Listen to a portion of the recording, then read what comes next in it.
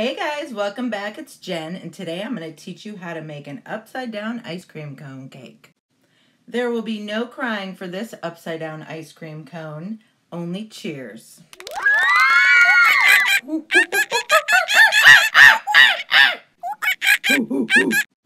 Yes, we ordered monkeys for your party. Didn't you know?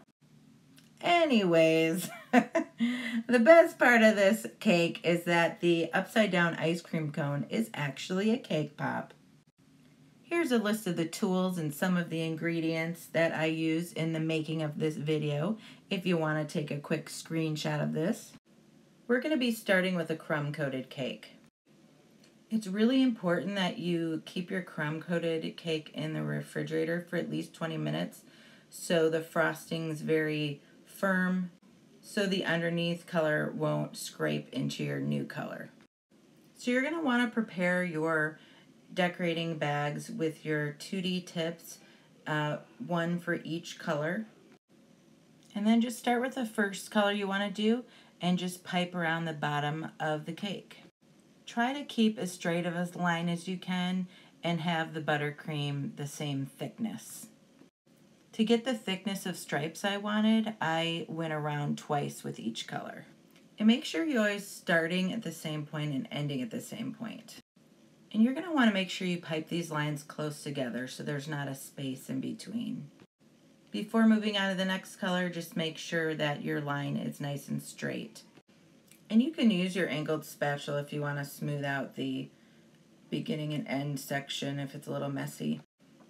And then go ahead and grab your second color, remembering to start and stop at the same places that you started and stopped with your first color.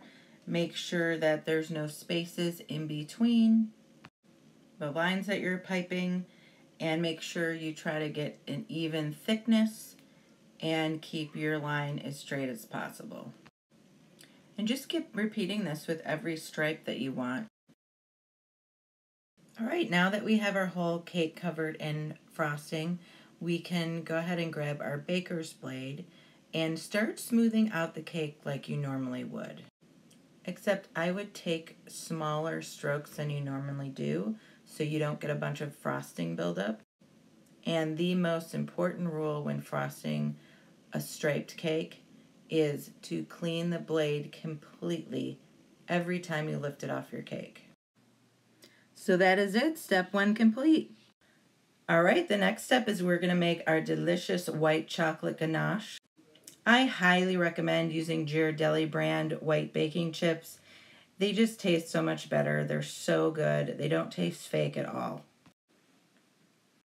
So we're gonna take 1 cup of white chips and a 1/3 cup of heavy cream. Then we're gonna pop it in the microwave for 1 minute and 10 seconds to start. And then whisk it together, and if you see more chunks in there, you can just put it in 10-second intervals until the chunks are all gone. And make sure you whisk this together really well. You want to mix the cream and the chocolate together really well. Okay, now we're going to add our rose icing color. I use a toothpick to add this because we need such a little amount. And I just like to check the color on something clear. And the color will get more opaque as it cools down a bit. Okay, go ahead and pour your ganache into your squeeze bottle.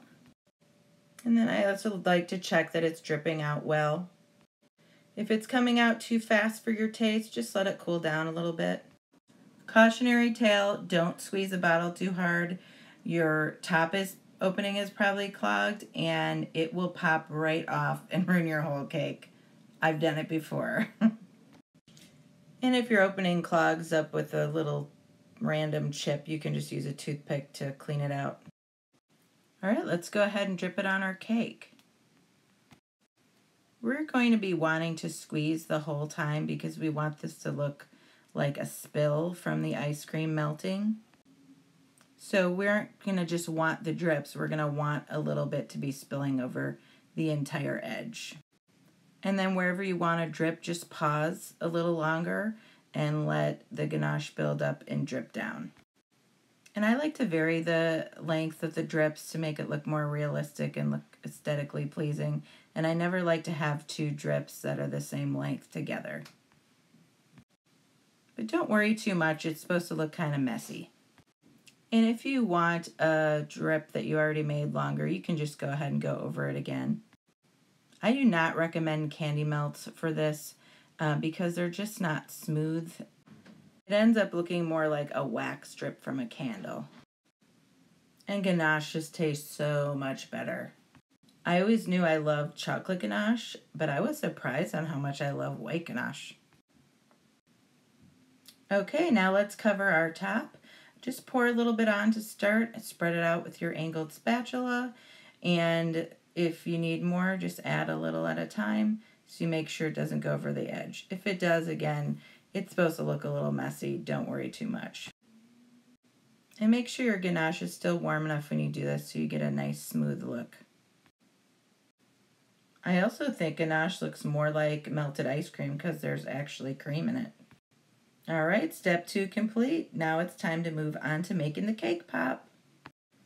So you're going to crumble up some cake, and it took me about a cup and a half of cake to make the ball size that I wanted.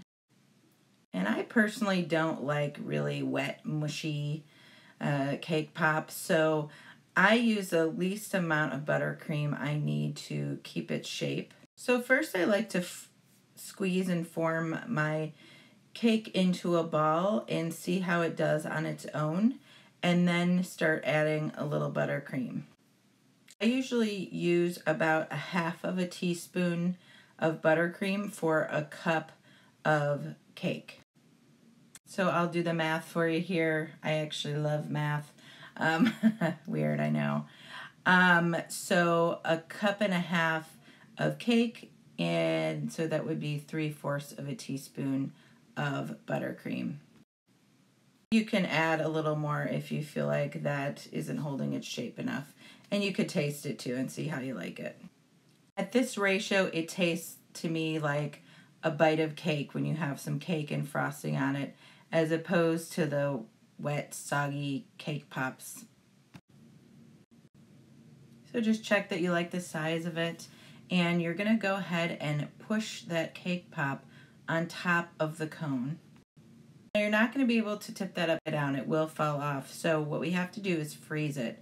So get a cup and put some paper towel in there, and then put the cone into the cup and put it in the freezer. 20 minutes in the freezer should be enough, but if you want to be safe, you could do it for an hour. And right before I take that out of the freezer, I'm going to make 2 more batches of ganache.